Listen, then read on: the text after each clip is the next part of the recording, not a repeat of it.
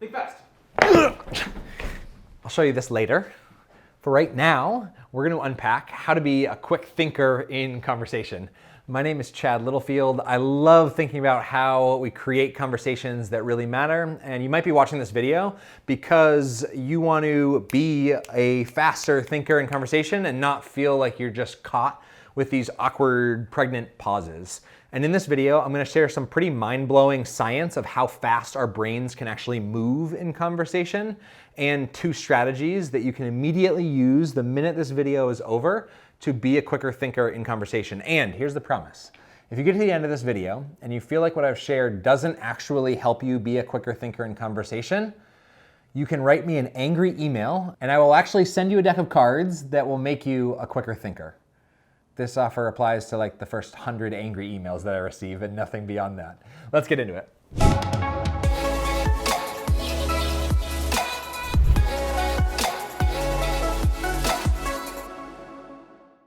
All right, have you ever heard of the 125/400 rule?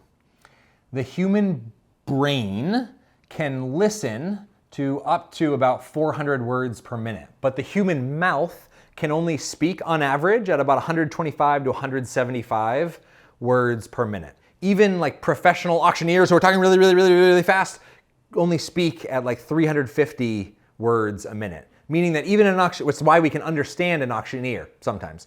It's why we can understand an auctioneer because our brains can listen much faster than our mouths can speak. And in this fact lies a really important idea, which is you can train yourself in conversation to be a really quick thinker. And one of the easiest ways to be a quick thinker to have quick responses, because that's the point. Because if you don't want to just be a quick thinker and just be thinking in conversation, right? You want to be a quick thinker and you want to respond with something useful, meaningful in that moment. And so in this video, we're going to unpack 2 strategies that will help you think much more quickly. The first is hidden behind this lovely piece of white paper, and it comes from improvisation. Jazz in particular, jazz musicians, when they would jam together, no written music, but they'd come and this beautiful piece of music would flow out of this improvised piece of jazz. It's really cool. Unscripted, which is how most conversations are, right? Unscripted. And so how do they do that? How do they think so quickly? How do they adapt so quickly to each other? An improv teacher would say they did it with these 2 lovely words: yes and. And the idea and the mindset here in improvisation is that you're building, right? You're always building on what somebody else is saying. So imagine if you were listening at 400 words a minute and you were saying in your mind, your response, you didn't have to think about how to respond because you knew your first 2 words were going to be yes and you built on top of what they were saying. As opposed to, in improv, as opposed to no, but, or no, because, right? Which will shut down a conversation. Now, let me be clear. You might not actually respond by saying these 2 words verbally. You might not literally say, well, Stephen, tell me something about your family. I have a brother who's adopted. Yes, and that's really cool, right? Or yes, and my business partner Will is actually also adopted, right? So you might not actually respond with yes and because painfully awkward. Now let's try that again. Stephen, tell me something about your family. My brother is still adopted. Whoa, super cool. You're saying that, it's making me think immediately of my business partner, Will, who was also adopted. The first chapter of our book is actually about this really phenomenal story and connection related to that. Right, so you see how one feels a little bit more natural. So you might not use these words, but the idea is that I was building on something that Stephen was saying in that moment. So you got strategy number 1, yes, and build on what they were saying. I would say even cooler than that, I'm going to adapt the strategy. I'm going to add to the library of beautiful insight that exists in the world on how to do yes and. And I'm actually going to say, let's get rid of yes and turn yes and into yes, ask. Question mark? Yes, ask.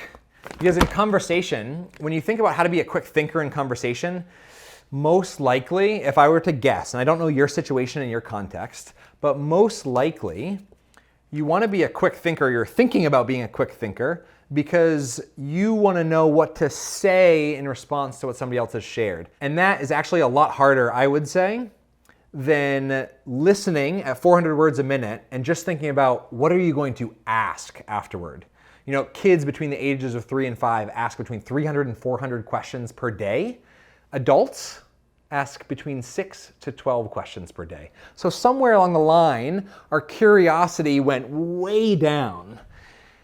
And I would say this tool of yes, ask makes you not only a quick thinker, but a really phenomenal conversationalist. I'm not saying that we should go back to 300 to 400 questions a day, but if we were to even double our count, you would appear to be a quicker thinker in conversation, but maybe more importantly, that person would feel seen, heard, and understood in the way that you were responding in that conversation. And I would argue that that is more important than just being a quick thinker, because it's way more important to be interested rather than interesting. And you gotta remember with this yes, ask, curiosity is a choice. Even if you don't identify as somebody who is naturally, genuinely curious, it's a switch. You can turn it on at any given time and you can turn it off at any given time. If you liked this, I've created 2 card decks called We Engage cards and We Connect cards.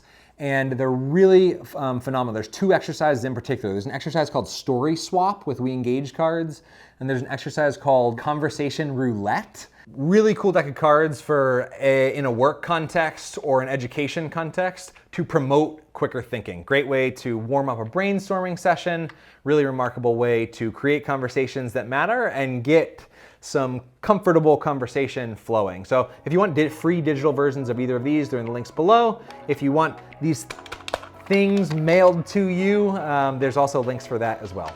I'm Chad, and I hope that you have an awesome day.